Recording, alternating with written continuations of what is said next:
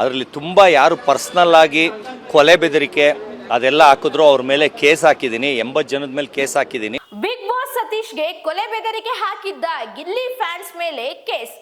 Big boss Kannada season 12ರ show ತುಂಬಾ ಜನಪ್ರಿಯತೆ ಪಡೆಯಿತು.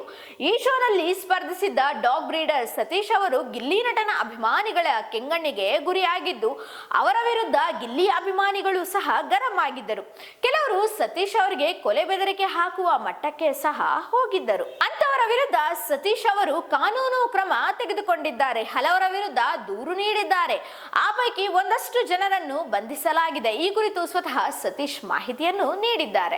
ಅದರಲ್ಲಿ 8 ಜನ ಅರೆಸ್ಟ್ ಆಗಿದ್ದಾರೆ. ಅದರಲ್ಲಿ ಯಲಂಕ ಗುರು ಅನ್ನೋರು A1.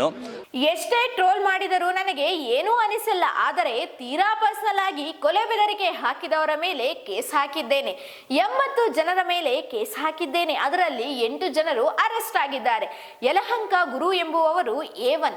ಅವರ ಮೊಬೈಲ್ ವಶಕ್ಕೆ ಪಡೆಯಲಾಗಿದೆ. ಅವರು ಸ್ಪೆಷಲ್ ಬೇಲ್ ಪಡೆದುಕೊಂಡಿದ್ದಾರೆ ಎಂದಿದ್ದಾರೆ ಸತೀಶ್ ಅವರು. ಅವರನ್ನು ಕೋರ್ಟ್ಗೆ ಎಳೆಯುತ್ತಿದ್ದೇನೆ. ಅಲ್ಲದೆ ಅವರ ಮೇಲೆ 1 ಕೋಟಿ ರೂಪಾಯಿಗೆ ಮಾನನಷ್ಟ ಮೊಕದ್ದಮೆ ಹಾಕುತ್ತೇನೆ.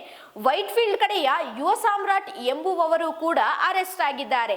ಮಂಡ್ಯದಲ್ಲಿ ಇರುವ ಇನ್ನೊಬ್ಬರು ಕೊಲೆ ಬೆದರಿಕೆ ಹಾಕಿದ್ದು, ಅವರ ಮೇಲೆ ಪ್ರತ್ಯೇಕ ಕೇಸ್ ಹಾಕುತ್ತೇನೆ ಎಂದು ಸತೀಶ್ ಅವರು ಹೇಳಿಕೆ ಕೊಟ್ಟಿದ್ದಾರೆ. ಬಿಗ್ ಬಾಸ್ ಕುರಿತು ನನ್ನ ಅನಿಸಿಕೆ ಹೇಳಿದ್ದೆ.